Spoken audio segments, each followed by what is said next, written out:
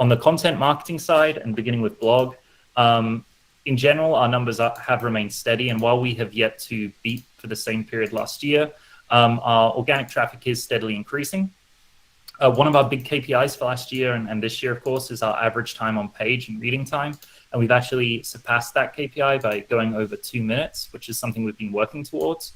The big spike that you can see there is, of course, due to the messaging that we had to do around the Twitch API outage that we had a couple of weeks ago. So one idea that we could do to drive more blog traffic is we could keep breaking things and doing blog posts, but that's probably not the most sustainable. But in the meantime, at least, I would say the overall line is going up in terms of the content that we're publishing. And yeah, posts such as how to improve stream quality have also begun to rank on first page too. So it seems like the efforts that we've done in coordination with Jellyfish are beginning to pay off, and we'll be continuing to work with them as we further optimize our content, which Chris will be overseeing. On the video side of things, our YouTube channel performance is also doing great too.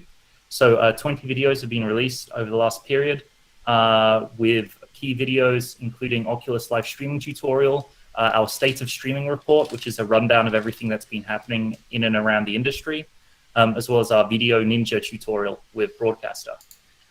In total, we've had more than 198% increase in recommendations from YouTube from the same period compared to last, and our improvements in average view duration has also increased to 1 minute and 12 seconds.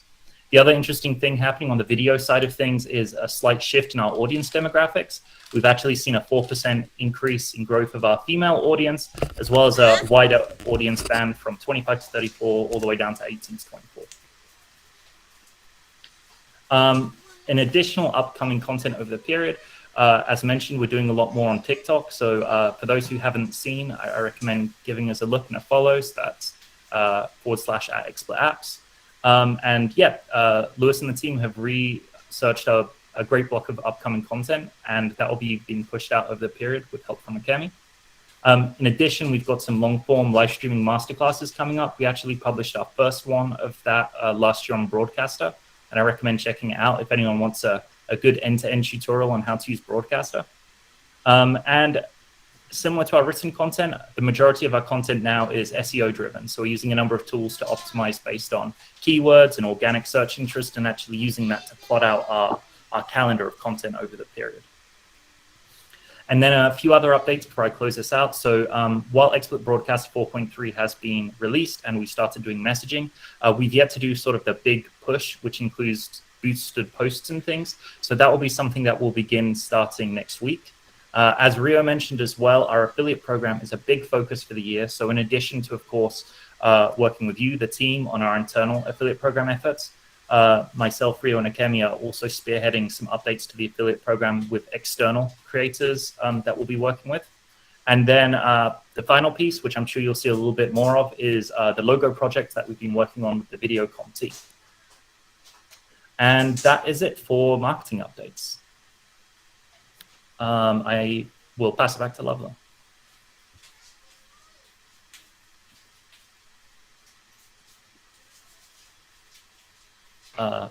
Great. Lovely. I may have left the building or been muted or something. There she is. Yeah, I think it's my turn. Yes. Over to Gab now. Yeah. Oh yeah, that's true. Yeah. So ours will be pretty short. Start presenting.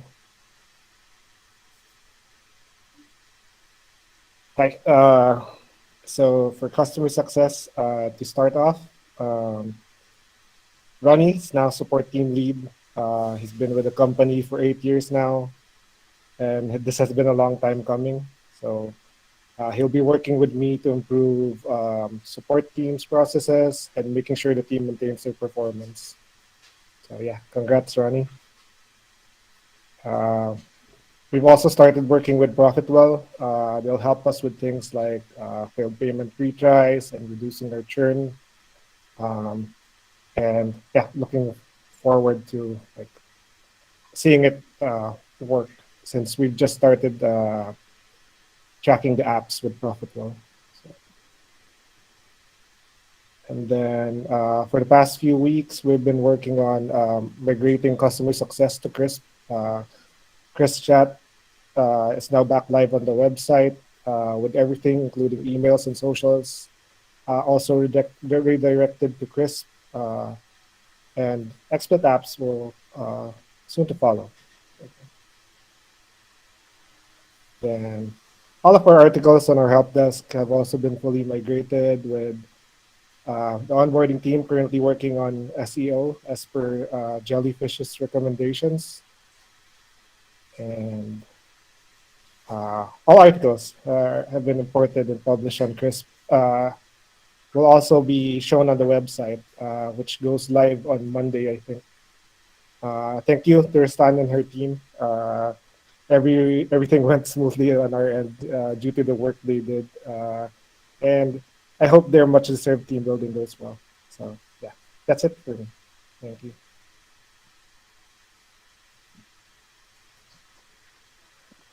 Okay, I think I'm taking over. I'm just going to answer Mac's question. What happened with Intercom? Lots of issues with Intercom. We were absolutely not getting the level of service that we would have expected, and also super expensive for not a really vast improvement on product. So that's why we've moved back to Crisp, and Crisp isn't necessarily perfect in every way either, but at least it doesn't put itself forward as this super premium offering when they actually don't deliver anything. So like even the customer success manager that we had on our Intercom account changed 5 times over the year, and they didn't, all the new hires were basically brand new and didn't have much experience of Intercom or XSplit, obviously, and so the value we were getting from that was absolutely zero. So that's just one of the reasons, but there are many other reasons why we've switched as well. Okay, so I shall share. It's me now, right? Yeah, it is. Yeah. Cool. All right, I shall share my little presentation, and mine is super fast. Going to slideshow. Okay, can everyone see this? Yep. Cool. All right, so on the website side, as kind of been said a little earlier by Andreas, we did well in February, thanks to a couple of initiatives, primarily the watermark changes and the updates to XBC. So we saw a 3 and it's worth noting, obviously, February is kind of like was a leap year this year. So it was 28 days versus 31 days in January. So this performance is even better than what it looks like here. So our license sales were up 3.2%. Our average revenue per day, this is on pure website sales, is up 14.3%. Our buy page conversion, despite us not doing anything really to optimize that, is up 16.8%. So what happened was we were getting a ton more traffic through to the buy page because more and more people were clicking that remove watermark button on either VCAM or on XBC. Well, XBC right at the end of the month, it kind of didn't necessarily have much of an impact. But we had more people coming through and more people actually committing to buy. So some of the stuff that we need to do now is to really start optimizing the website to actually increase that conversion even further. The transactions were down very slightly, but again, don't forget 28 days versus 31. So being down by only 1% is actually pretty good going considering that. And you can see the transactions per day were actually up 10%. So that was good.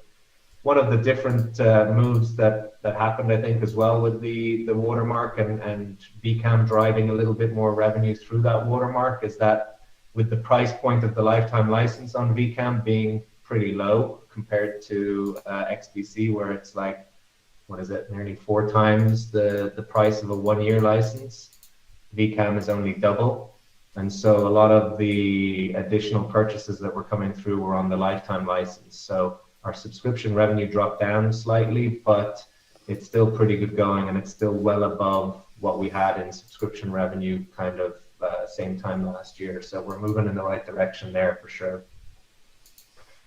On the direct sales side, So we had, we generated or we closed deals of 30K plus in February. We had 16 deals, so it was up significantly on January, but January was super quiet. December and January were very, very quiet from a business perspective because lots of businesses are either shutting down or just ramping up again. So December and January were really low. February is looking like it's kicking off again, and we're starting to get a lot more inbound again from businesses. So we did 30K last month in direct sales deals, a total of 16 deals, and the average deal value was around $2,000. The largest deal we did was 19.5K, which is nice. We want more of those. And on average, it takes around 26 days for us to close our deals, whether it's a win or a loss. The interesting thing here is really the pipeline that we've started developing. Andreas mentioned the on-premise solution there in the product update. And, you know, a good chunk of the value of our pipeline, probably about half of it, is driven by potential on-premise solution deals. So these are big enterprise customers that are looking to deploy multiples of thousands of licenses, and they want to do it in a way that they don't have to connect to our servers, and the team are working hard to really put something in place that will work for that. So our first deal with that kind of model was with Deutsche Telekom in Germany, and that was for 1,000 employees to have an offline version of VCAM with the potential to scale up to around 20,000 employees. So that was a pretty nice first deal to get, but now we have a couple more deals in the pipeline which are going to require us to put a bit more effort into making it more scalable, slicker user experience from the customer side. And so I would say our Deutsche Telekom version was a V1.0 of our on-premise solution, and we're going to improve that whole process and hopefully close a load more deals like that. Okay, so in terms of updates, so just so that everyone knows, we no longer sell 3-month licenses. We are slowly moving ourselves towards a more traditional SaaS company that does like 1 month and annual. The 3-month was kind of unusual. It was also our least popular license. So last year we removed the 36-month license. This year we removed the 3-month license, and then ultimately we may remove the lifetime license, but we're not there yet. So that's just an update in relation to that. You can see there, I've got a screenshot of the pricing page where we just got the 3 options.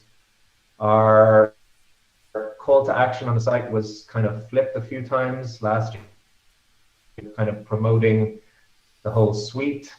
Then when we decided to pull back a little bit on Presenter and Capture and separate those into VideoCom, we moved back to download as the prominent call to action. And now we have kind of a hybrid, which is like sign up, but then we actually download the relevant app, depending on where you are on the website, as part of the sign up process. So we're trying to tick both boxes in one go. I've already mentioned that on-premise solution being developed, and the product team are working hard on that with the sales team, input from the sales team on it. Lots of those SEO updates that the web team have done. Hopefully they bear fruits over the next couple of months and we actually start getting some growth going, which would be awesome. And then, as you see, a nice little tweak that Kenji, a bit of a Kenji touch and some of the web team touch there for some animation on the new broadcaster layout wizard on the broadcaster page. So slowly, we're going to start adding some nice style to the XBET website. And what is coming soon? So, as I mentioned, you know, all of that by-page traffic that we got, the experience is still a little bit crap where you're on VCAM and you click remove watermark and then it's like you're